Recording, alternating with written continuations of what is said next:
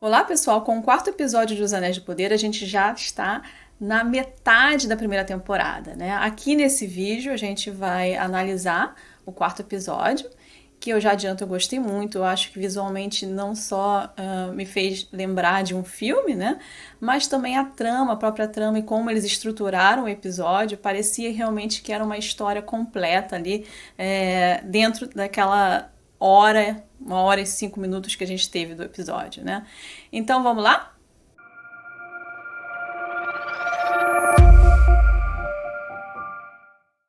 Nesse quarto episódio dos Anéis de Poder, nós acompanhamos três tramas. Nós deixamos de lado os Harfoots, que eles não aparecem nesse episódio, voltamos com a trama da Galadriel em Númenor, tá? Essa trama, a gente realmente sente que tá pra lá da metade, né? Já que esse quarto episódio é a metade da primeira temporada. Então, a trama principal, que é a trama da luta contra o Sauron, a trama da Galadriel, ela já tá indo pra sua metade final, tá? E a gente tem a trama de Southlands, da Terra do Sul, com o Arondir, a Brown e o filho da Brown, o Theo, né? A gente tem algumas respostas sobre quem é o líder dos orcs, né? O Ada, que seria o nome pai, né? Como eles se referem, os orcs, a esse elfo que está os liderando. E a gente tem a trama do Elrond e do Durin em Khazad-dûm. A gente tem uma resposta sobre qual seria o elemento que estaria naquela caixa, né? Que a gente viu no episódio 2. Bom, essa trama de Khazad-dûm, ela tá meio que descasada com as outras duas tramas do episódio, né? A trama de Númenor e a trama das Terras do Sul de Southlands, elas são interligadas, já que o objetivo da Galadriel em Númenor é ir para Southlands, né? Então, tudo que a gente vê acontecendo em Númenor continua sendo. A gente continua tendo a confirmação do que está acontecendo, do que a Galadriel está descobrindo em Númenor. Nas Terras do Sul, no Southland, ou seja, que o retorno de Sauron já aconteceu, se não aconteceu, é iminente. A trama lá do Elrond e do Durin não está diretamente ligada a essas duas tramas, né? Ela funciona nesse momento da série como uma trama mais ou menos isolada. A gente tem o Celebrimbor meio que reclamando, não reclamando, mas comentando com o Elrond que o Durin não está compartilhando muito das responsabilidades na construção. A gente vê que a torre que ele queria construir até a primavera, a gente não sabe por que o Celebrimbor quer construir aquela torre até a primavera. E eu tô começando a acreditar que é porque o Sauron já esteve lá e a gente não viu, né? Que a gente vai ter uma revelação que o Sauron esteve lá com o Celebrimbor e por isso que o Celebrimbor tá querendo construir essa torre, né? O Elrond, ele volta a Khazad-dûm, né? Ele tenta falar com a Disa, saber o que tá acontecendo com o Durin. Ele descobre com os ouvidos super poderosos de elfos que o Durin tá realmente nessa mina, que é uma das minas mais antigas de Khazad-dûm, e ele vai lá, há um acidente, a gente não vê o acidente, a gente só sabe o que acontece. O Durin faz o Elrond jurar, um juramento, e vamos lembrar, em Tolkien, juramentos são muito importantes, tá?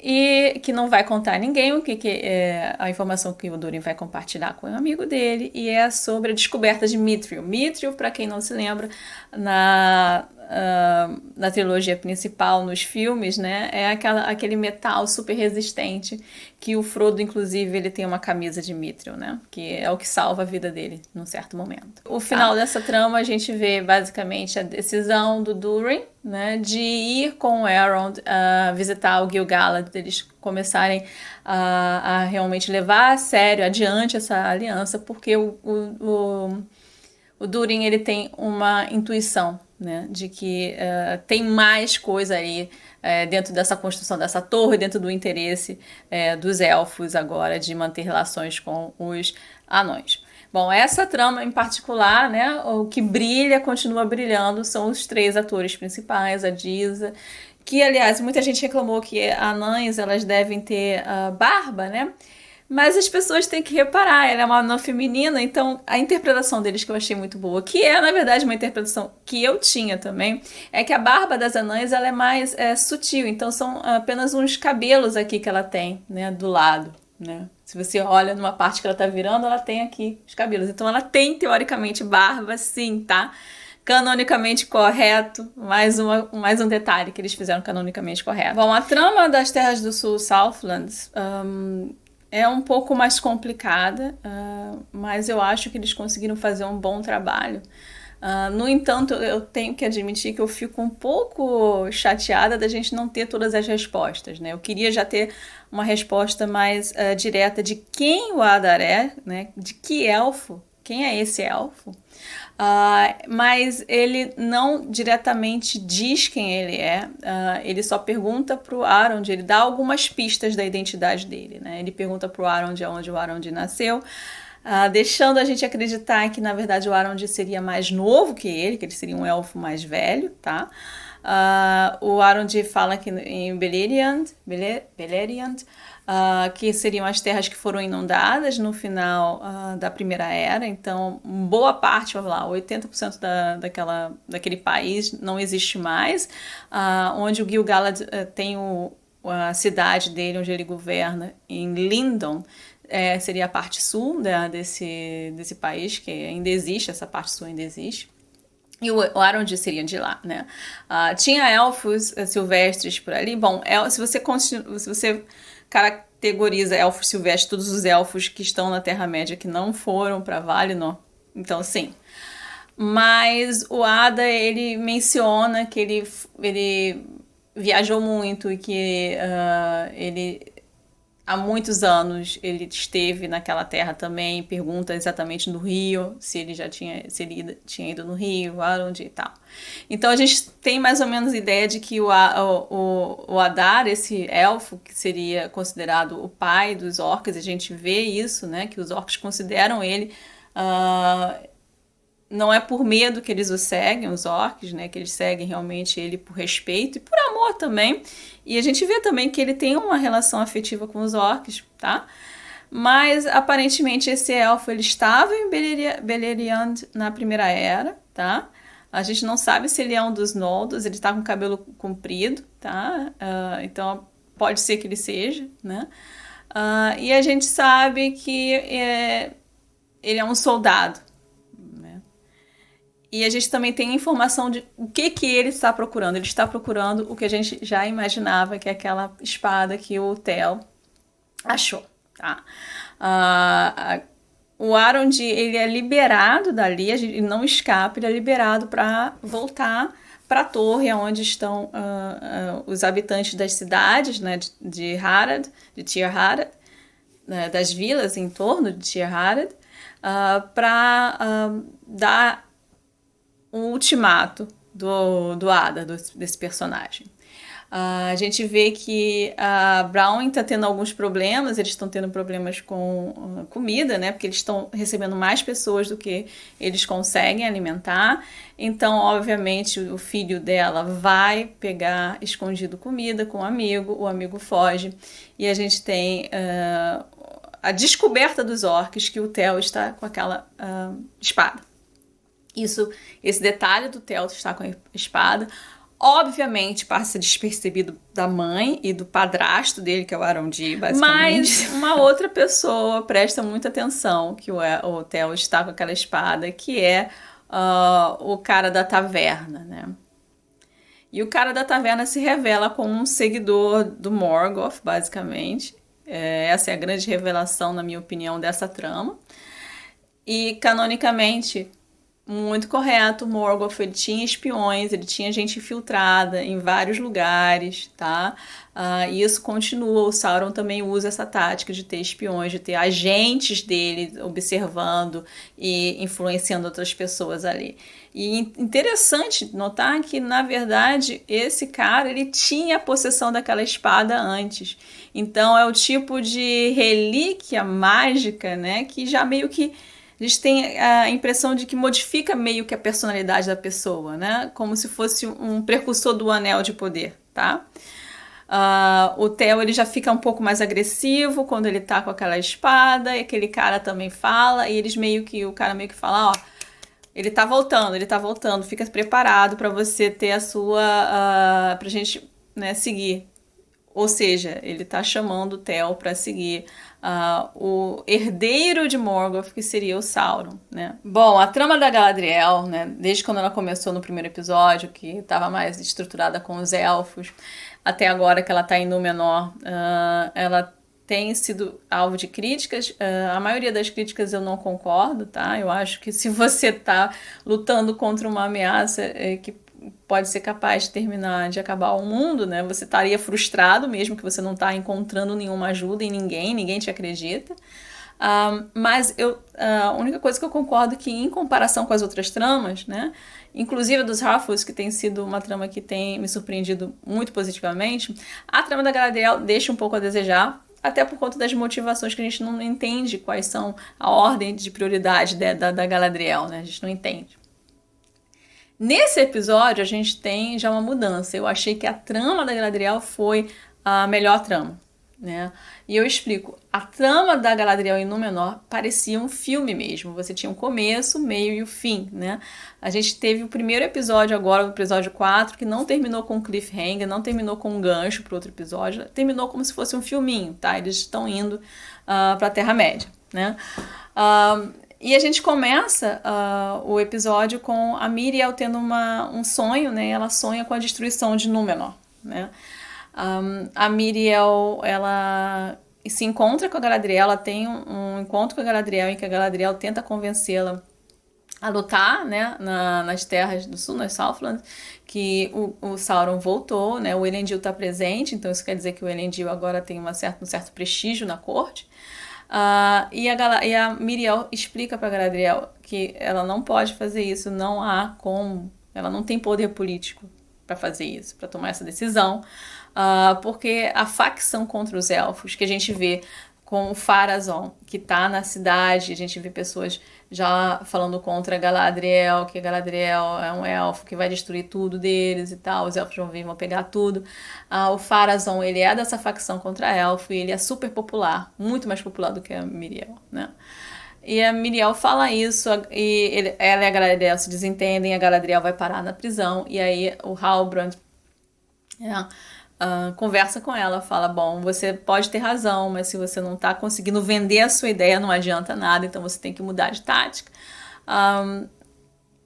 E aí acontece um momento que eu acho meio estranho, tá?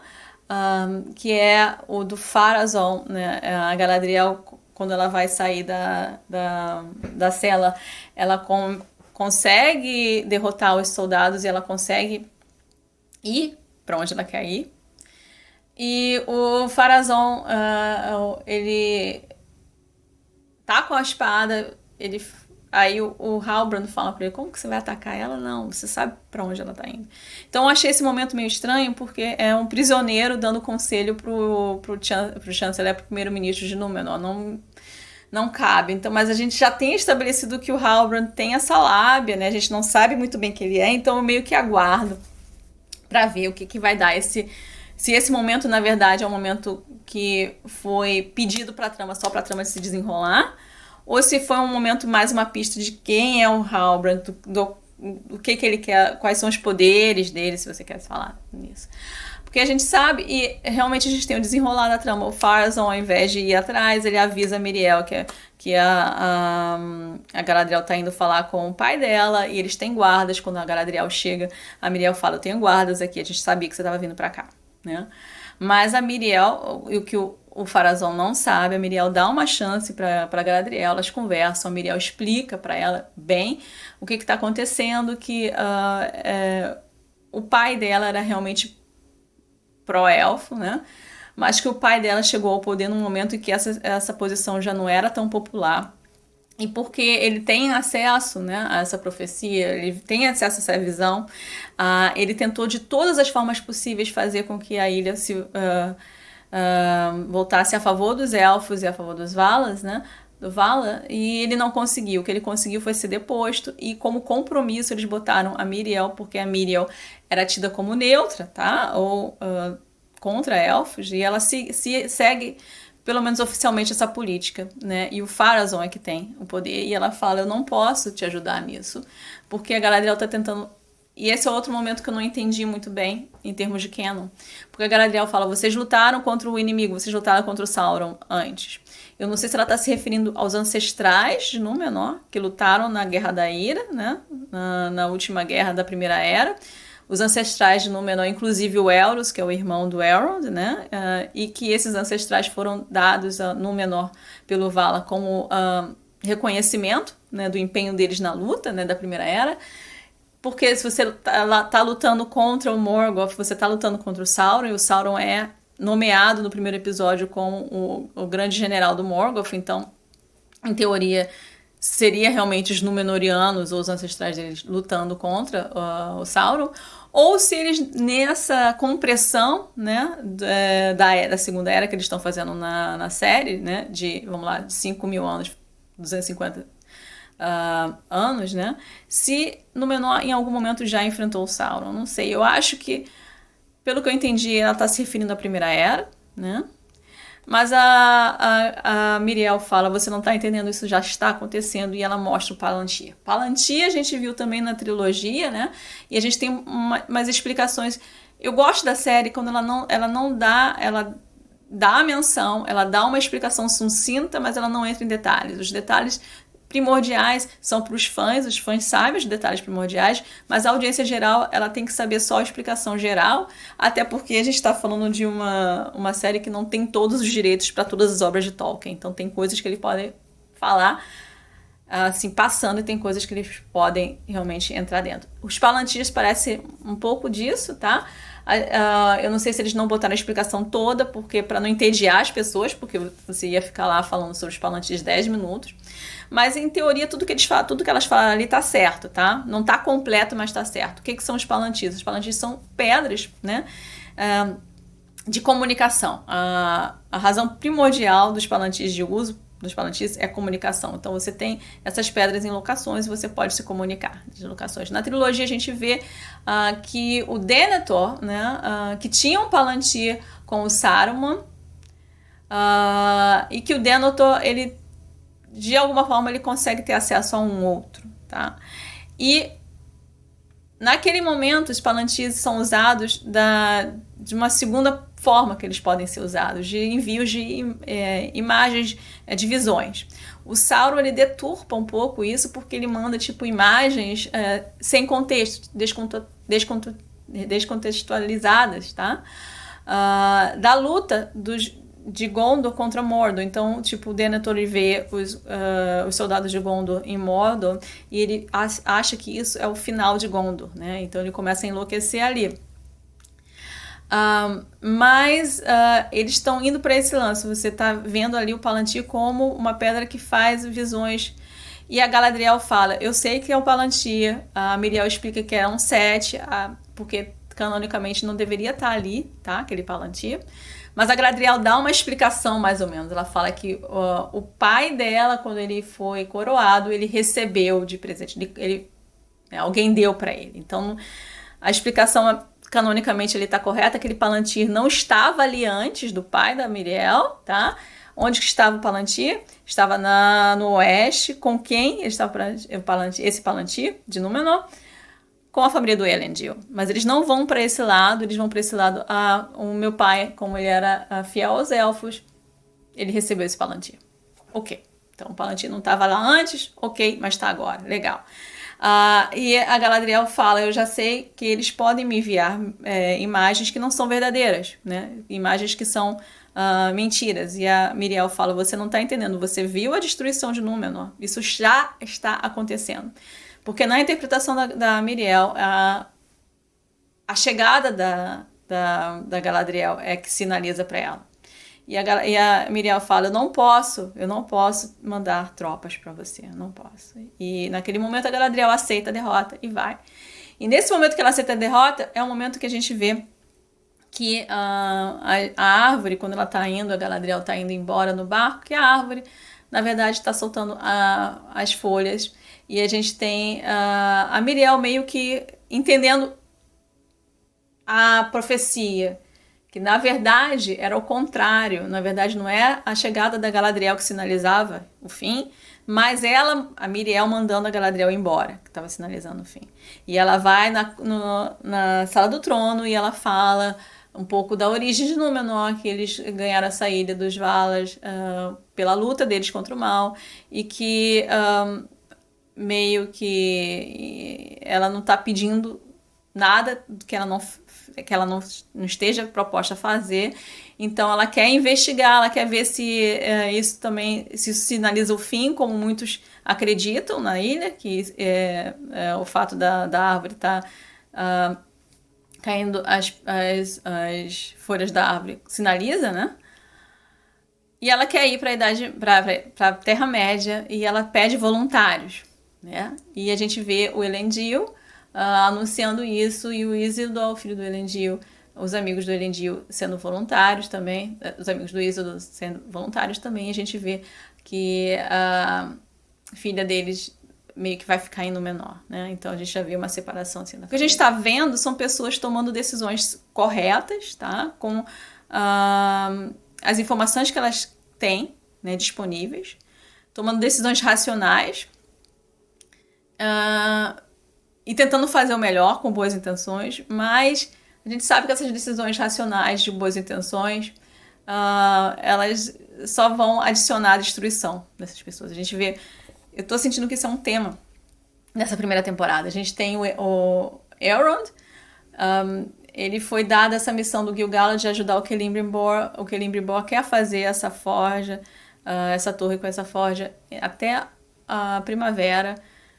Provavelmente, eu não sei por que ele tem esse prazo, provavelmente o Sauron já esteve lá e a gente não viu, né, para fazer essa forja. Então o Elrond vai lá, convence os anões a ajudar, e mal sabe ele que é para forjar os Anéis do Poder, né? A gente tem isso também com a Galadriel. Ela tá pensando muito que, bom, Gil-galad não vai me ajudar, eu tenho que lutar o Sauron. Ela convence Númenor a ir para Southlands. Ela convence Númenor a ajudar a causa do Halbrand de ter essa coroa. Para ela ter não só um exército, mas 2 exércitos para lutar contra o Sauron. E a gente já viu que parte da população lá daquela região é a favor do Sauron mesmo, do Morgoth, né? A gente vê com o Theo e com aquele cara, tá? E a Galadriel não sabe disso. E provavelmente, né, isso não vai dar certo para Galadriel de ter esse outro exército aí para lutar contra o Sauron.